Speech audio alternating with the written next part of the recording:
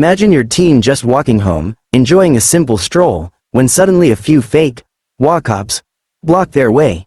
These individuals try to abuse their so-called authority and attempt to arrest your child. But luck is on their side. There's a district attorney mom ready to protect her child. She acts instantly, shutting them down on the spot. This incident not only showed that real power can stand against fake authority but also reminded everyone that parents will never compromise when it comes to their children's safety. It was an ordinary afternoon in the quiet suburban neighborhood. The sun was slowly making its way toward the horizon, the breeze was warm but gentle, and my teen was walking home, following their usual routine. Earbuds in, lost in music, completely unaware of the danger about to unfold. Each step they took was casual, carefree, unaware that soon their world would be shaken. Suddenly, around a corner, two men appeared, dressed in uniforms that resembled police attire. At first glance, they seemed official, but there was something off, a confidence and arrogance in the way they carried themselves, a sharpness in their gaze, and an intensity in their posture that screamed, fake authority. They blocked the path, leaving no space for escape. "Excuse me, you can't walk through here," one said, his voice attempting authority but sounding rehearsed.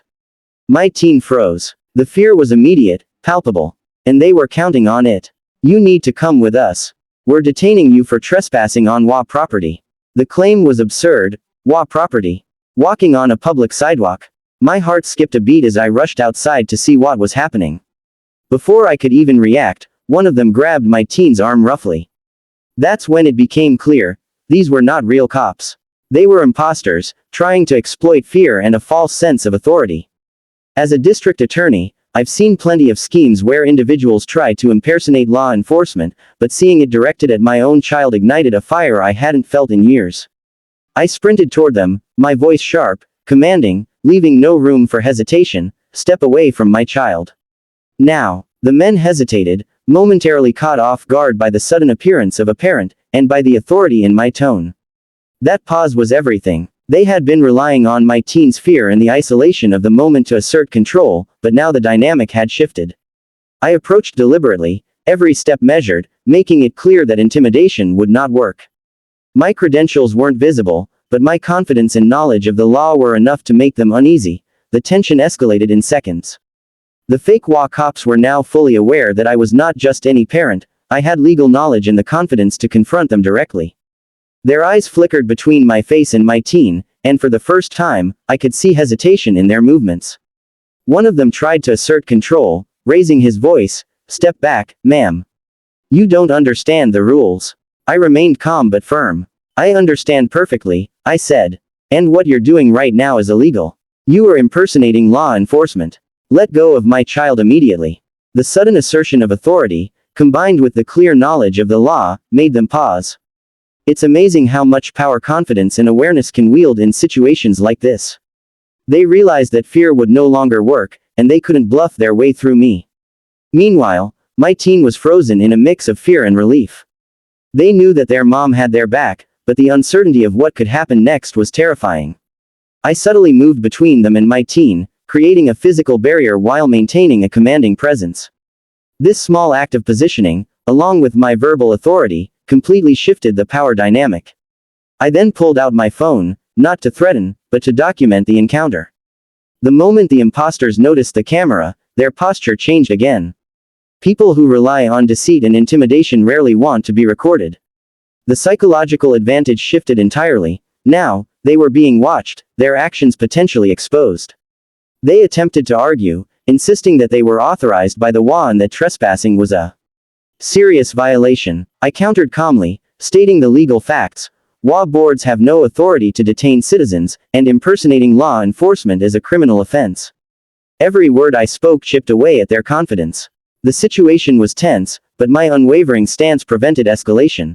Other neighbors began to notice the commotion. While they hesitated to step in, the mere presence of witnesses strengthened my position. The fake cops were trapped. They had tried to intimidate my teen, but now the tables had turned. Their bluff was being called. Finally, realizing that the encounter could escalate to actual legal consequences for them, they slowly stepped back.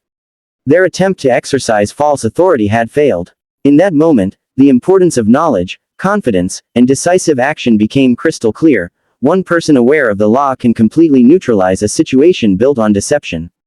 The tension in the street was palpable. By now, a few neighbors had noticed the confrontation. Some peeked cautiously from behind fences, unsure of what to do, while others stopped in their driveways, curious and concerned. Their presence, even if silent, added an additional layer of accountability. The fake HOA cops, who had counted on isolation and fear, were now fully exposed to potential witnesses. I remained focused on my teen, keeping a protective barrier between them and the imposters. Every word I spoke was deliberate, authoritative, and factual. You are breaking the law. You have no authority here. Let go of my child immediately, or you will face criminal charges, I said, my voice calm but unwavering. One of the men tried to argue, raising his hands in a feigned attempt to appear in control. We're authorized by the HOA to enforce rules, he claimed. I shook my head, stepping closer. There are rules, yes, but none of those rules allow you to detain anyone or impersonate police. You are committing a serious offense. The psychological impact of knowledge and confidence became evident immediately. Their initial bravado was crumbling. They shifted nervously from foot to foot, avoiding direct eye contact with me, and they no longer dared to grab my teen. Their bluff had been called, and they were scrambling to find an exit strategy. Meanwhile, I subtly scanned the surroundings, ensuring there was a clear path for my teen to safely retreat if needed. My phone remained in hand, recording the entire interaction. This act alone had a profound effect. People who try to intimidate others rarely want to be documented, and the imposters now understood that any aggressive move could be used as evidence against them. I could feel the adrenaline in my teen, a mix of fear, relief, and awe. They understood that the danger had been real, but their mom's knowledge, calmness, and assertiveness had turned the situation completely around. In that moment, they realized how critical awareness and courage are when facing deceptive authority. Finally, after a tense few minutes that felt like hours, the imposters took a cautious step back. Their attempts to assert control had failed, and they knew continuing would risk immediate legal consequences. I maintained a firm stance, ensuring they could not intimidate or manipulate us further. The importance of preparation, awareness, and confidence in moments like these became perfectly clear. One informed individual, willing to act decisively, can neutralize even those who appear to wield authority falsely. With the imposters finally stepping back, I maintained a firm stance, ensuring my teen felt completely protected. The fear that had gripped their heart moments ago began to fade, replaced by a sense of relief and empowerment. This was more than just escaping a dangerous encounter, it was a real-life lesson on courage, authority, and the importance of legal knowledge. I calmly guided my teen a few steps away from the confrontation, while still keeping a watchful eye on the men. The neighbors, who had been silently observing, began to approach, curious and supportive. Some asked if everyone was okay, while others whispered about how unusual it was to see such audacity from supposed HOA cops. Their presence reinforced the lesson: community awareness is just as important as individual preparedness. Once we were at a safe distance, I made a quick phone call to report the incident formally. As a district attorney, I knew that documentation and immediate reporting were critical. The imposters' attempt to misuse authority was a legal offense, and their actions could not be ignored.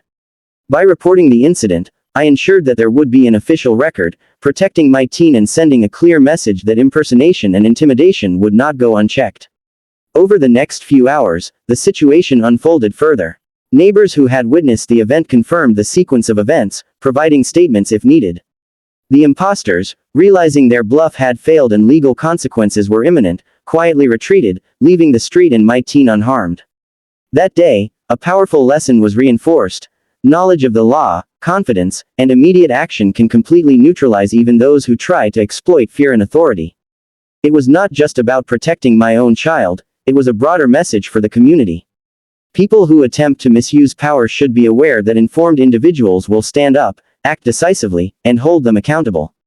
Reflecting on the incident later, I realized how critical presence of mind, legal understanding, and protective action are in real-life scenarios. My teen learned firsthand that fear can be countered with awareness and courage, and that no one, no matter how confident or intimidating they appear, can override lawful authority when someone knowledgeable is prepared to act. By the end of the day, the neighborhood buzzed quietly with whispers about what had happened. Parents discussed it as a warning and a lesson, while teens shared the story, impressed by the decisive action. Most importantly, My teen felt safe and empowered, having witnessed firsthand that courage, knowledge, and the willingness to stand up can completely turn the tables in moments of danger. In conclusion, this encounter with the fake HOA cops was not merely an isolated incident. It was a lesson in vigilance, preparation, and the power of legal awareness. It demonstrated that one informed and determined individual can confront deceit and intimidation successfully, protect loved ones, and uphold justice, even in the most unexpected and tense situations. It was an ordinary afternoon in the quiet suburban neighborhood, but the calm was deceptive. My teen was simply walking home, as they did every day, enjoying the simplicity of a stroll, unaware of the storm that was about to hit. The streets were lined with well-kept houses, trimmed lawns, and a sense of routine that most residents took for granted. Yet beneath this veneer of order, there were individuals who believed that power, even minor authority, could be exploited to intimidate and manipulate others. The HOA in this neighborhood was notorious for its overreach. Rules were enforced with a zeal that often bordered on harassment, and some members had developed a sense of self-importance that allowed them to forget the limits of their authority. They believed that simply because they had a badge or a title, they could control residents' behavior, even overstepping legal boundaries.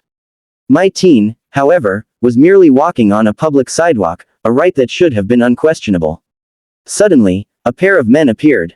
They wore uniforms that suggested official authority, but there was something off about their posture and their glances. They blocked the sidewalk, forcing my teen to halt. "Excuse me," one said, his tone trying to command authority but failing in authenticity, "you cannot pass through here. You are trespassing on HOA property, and we must detain you." For a moment, the absurdity of the claim caught my teen off guard. HOA property, trespassing on a public street. But the men relied on intimidation, hoping the fear in my teen's eyes would give them control. My heart skipped a beat as I rushed outside, immediately assessing the situation. Before I could fully intervene, one of them roughly grabbed my teen's arm. As a district attorney, I had seen my share of authority being misused, but this was personal. Seeing my child being threatened ignited a resolve that overpowered fear. I stepped forward decisively, my voice commanding, "Step away from my child immediately." The imposters froze. Their confidence faltered as they realized this was not just any parent confronting them. I maintained a calm but firm posture, letting them know that I understood the law and would act on it. Knowledge of legal rights instantly shifted the power dynamic. The confrontation began with their feigned authority and my immediate counter with legal facts. "You have no authority to detain my child. Impersonating law enforcement is a crime. Let go now, or face consequences." Their bravado was visibly weakening. They attempted to argue that the HOA had enforcement rights, but their claims were flimsy at best. I articulated clearly how homeowners associations cannot detain, intimidate, or enforce laws beyond the limits established by local statutes. Every word chipped away at their pretense. Meanwhile, neighbors began to notice. Some peeked from windows, others stepped out of their houses, murmuring and observing cautiously. Their presence, though silent, added a layer of accountability. The imposters, who had counted on isolation and fear, now had an audience. People who attempt intimidation often crumble when confronted openly. I kept a protective stance between my teen and the men while subtly recording the encounter on my phone. The act of documentation served as both evidence and psychological pressure. People who thrive on deceit rarely want their actions documented. The imposters now understood that any aggressive move could be used against them legally. The situation was tense, every second feeling stretched into minutes. My teen's fear was visible, but so was the growing relief as they realized their parent was actively protecting them. I continued to explain calmly and assertively, "You may believe you are in control, but your authority is fake. You are breaking the law, and I will not allow my child to be harmed or intimidated." One of the imposters tried to assert dominance, raising his voice, "We're authorized by the HOA." I countered without hesitation, "The HOA cannot authorize detention or impersonation of law enforcement. Your actions are criminal. Let go now, or I will take formal legal action." The psychological shift was palpable. Their faces revealed uncertainty, fear, and the realization that this encounter was no longer a simple intimidation attempt. My teen's body language mirrored the shift, fear slowly giving way to trust and confidence. I guided them slightly behind me, keeping them safe while maintaining a commanding stance. Neighbors began to engage indirectly, asking questions or offering support. Their presence alone amplified the effect, ensuring the imposters could not manipulate the situation further. This was no longer a private harassment, It was a witnessed event, documented and undeniable. The imposters attempted to negotiate, to bluff their way out, but their credibility had crumbled. I spoke calmly, ensuring every action and word reinforced my authority. You have made a serious mistake. Impersonating police and intimidating minors is not acceptable. This is now a legal matter. Realizing their bluff had been fully exposed, the men took a cautious step back. Their attempt to wield false authority had failed. They retreated slowly, aware that any further aggression could lead to immediate legal consequences. I remained vigilant, ensuring no further intimidation could occur. After the imposters left, I guided my team to safety. The adrenaline began to fade, replaced by reflection and relief. This encounter, intense and frightening, had taught invaluable lessons about courage, legal knowledge, awareness, and the importance of acting decisively when faced with false authority. I immediately filed a formal report with local authorities, ensuring there was a documented record of the incident. Neighbors who witnessed the encounter confirmed the details, reinforcing the credibility of the report. The HOA members who had attempted intimidation were now fully aware that their actions would not go unchallenged. Later that evening, the neighborhood buzzed with whispers. Parents discussed the incident as both a warning and a lesson. Teens talked about the courage displayed and the importance of legal knowledge in facing authority. The event became a conversation starter, emphasizing that preparation, awareness, and swift action can protect individuals even in seemingly powerless situations.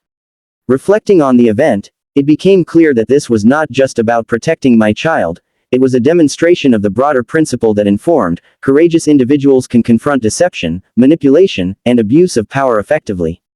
Knowledge, presence of mind, and decisive action are far more powerful than fear or intimidation. By the end of the day, my teen had learned a life lesson they would never forget, that standing up for oneself, supported by legal knowledge and courage, can turn the tables even against those who appear to hold authority.